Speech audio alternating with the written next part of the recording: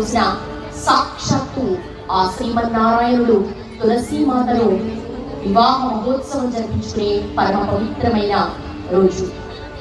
అటువంటి పరిణయోత్సవాన్ని అద్భుత రీతిలో జరిపించుకోవడానికి అంత సిద్ధంగా ఉంది. అంతేనా, ఈ ప్రదోషకాల వేళ పరమ పవిత్రమైన కార్తీక మాసాన ప్రదోషకాల వ్రతం, నందీశ్వరునికి అభిషేకం, అలాగే ఉజ్జయిని మహాకాళేశ్వరునికి భస్మహారతితో మరెన్నో విశేష వైదిక క్రతువులతో మీ ముందుకు వచ్చేసింది ఈనాటి కోటి దీపోత్సవ మహాయజ్ఞం. మరి ఈనాటి వైదిక క్రతువులకు చేసిన మా ప్రియ భక్త బంధువులందరికీ కూడా స్వాగతం, సుస్వాగతం. నమః తులసీ సర్వజ్ఞే పురుషోత్తమ వల్లభే పాతిమాం సర్వ పాపేభ్య సర్వ సంపత్ప్రదాయికే. కార్తీక మాసానికి అధిదేవత దామోదరుడు. ఈ మాసంలోనే ఆ మహాదేవునికి అభిషేకాలు నిర్వహిస్తూ ఉంటాం.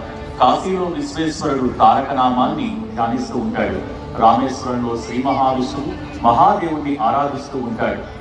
శివకేశవ అభేదాన్ని తెలియజేసే ఈ పవిత్ర మాసంలో శివాయ విష్ణురూపాయ శివరూపాయ విష్ణవే అన్న వేదవాక్కులకు సాదృశ సత్యంగా జరుగుతున్న ఈ కోటి దీపోత్సవంలో తులసీ దామోదర కళ్యాణోత్సవంతో పాటు ప్రదోష వ్రతాన్ని పురస్కరించుకుని నందీశ్వరునికి ప్రదోషకాల అభిషేకం, శ్రీ వెంకటేశ్వరునికి స్తవన తిరుమంజనం అత్యంత వైభవంగా జరగనున్నాయి. నేడు ఈ కోటి దీపోత్సవానికి భక్తులను అనుగ్రహించేందుకు కర్ణాటక అవని మహాసంస్థానం నుంచి శ్రీ అద్వైతానంద భారతీ స్వామి వారు వేయించేస్తున్నారు. ఇంతటి విశేషమైనటువంటి కార్యక్రమాన్ని వేదపట్నంతో ప్రారంభించవలసిందిగా హైదరాబాద్ శ్రీ వేదవ్యాస వేద పాఠశాల వేద విద్యార్థులను కోరుతున్నాము.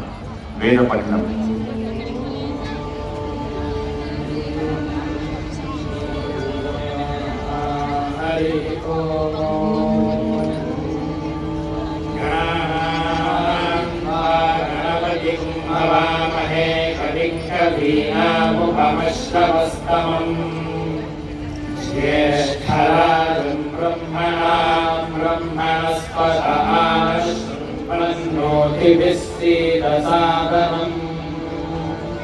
श्रीमहागणाधिपतये नमः।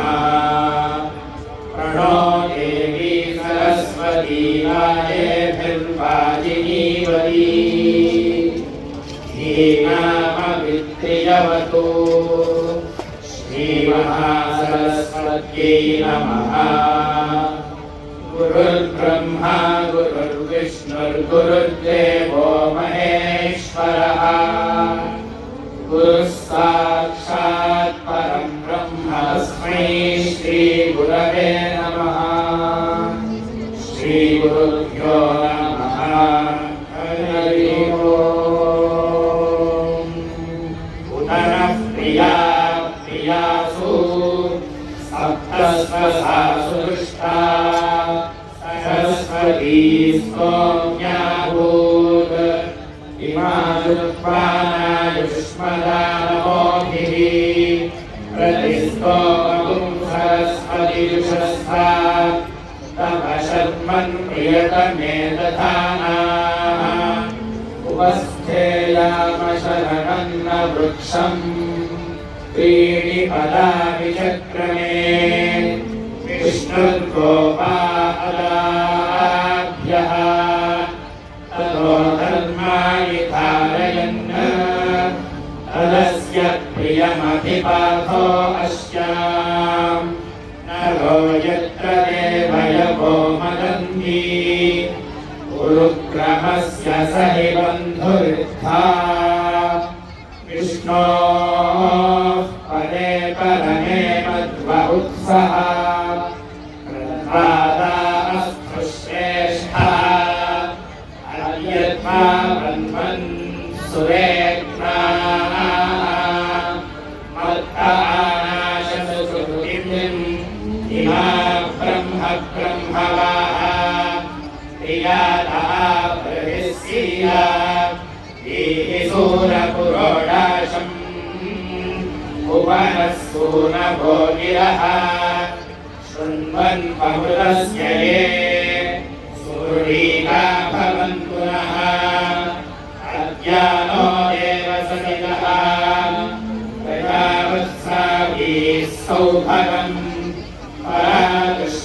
नियगुंसुवा विश्वानि देवसविग्रहा वेदानि परासुवा यद्भद्रं तन्महासुवा शुचिमर्कैर्बृहस्पतिम् हरेषु नमस्यता नाम्यो दहाचके या धारयन्त देवा सुरक्षा रक्षपितारा सूर्याय प्रमहसा सविक्षेति सुधितपोकसिस्ते तस्माकिलातिन्वते विश्वदानि तस्मै विशस्मयमेवानमन्ति यस्मिन् ब्रह्माराजनि पूर्वदेति सच्युतिं जघनच्युतिं करात्कावान्न आभरा यस्यन्निवसख्यो विन इन्द्रवृथो जहि कनीपुनदिवसापयन् अभिनस्तुष्टुतिन्नया प्रजापतिस्त्रियाणि यशः मुष्टयोरदधात्सवम् कामस्य तृप्तिमानन्दम् तस्याग्ने भाजयेह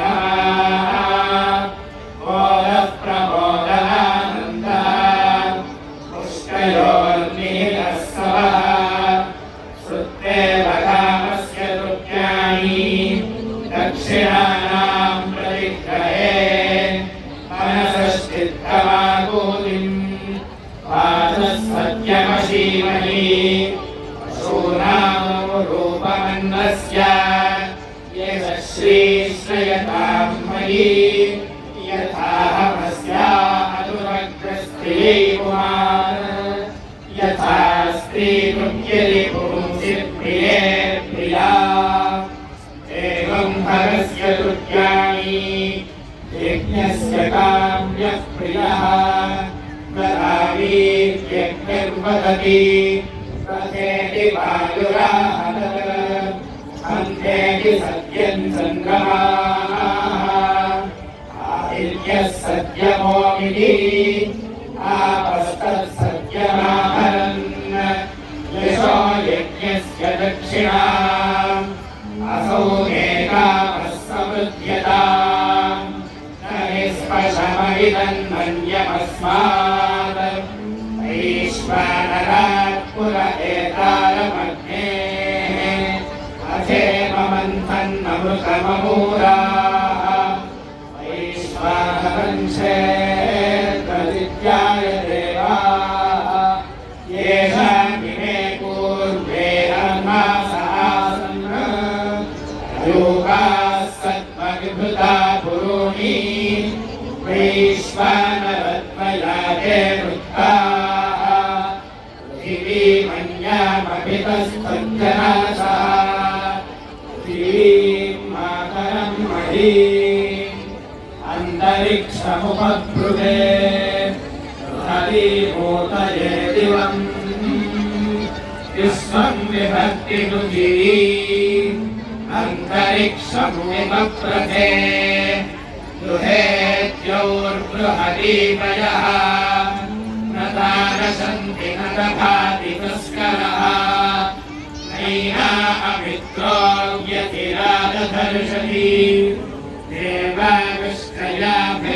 देवाविष्टयाभिर्यजतेतदादिजा यो युक्ताभिः सजते गोपतिः सह न तार्कारेणुककारो हश्रुते न सकृस्कृतत्र मुखयन्ति ताहि उरुगायमभयन्तस्य गावो गावो मध्यस्य विचरन्ति यज्वनः रात्रिव्यख्यदायति रुद्रादेर्यक्षभिः विश्वा अधिश्रियोधिता उपतेरा इवाकरम् नीष्वदुहितत्रिवः रात्रिस्तोमन्नजित्युषी देवीं वाचमजनयन्त देवाः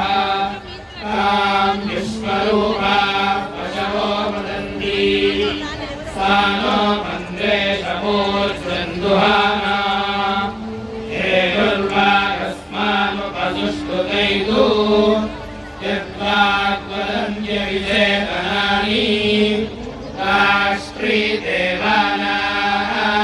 राष्ट्रीदेवानान्यशसादमन्द्रा चलस्वूर्जन्तु दुहे पयागुंसि स्वस्तिरस्याः परमञ्जगामा गौरीमिहाय सलिलानितक्षति एकपदी द्विपदी सा चतुष्पदी अष्टापदी नवपदी बभूवुषी सहस्राक्षरा परमेभ्यो मन् तस्याहुं समुद्राधिविक्षरन्ति येन जीवन्ति प्रतिषष्टतस्रः ततः क्षरजगशरम्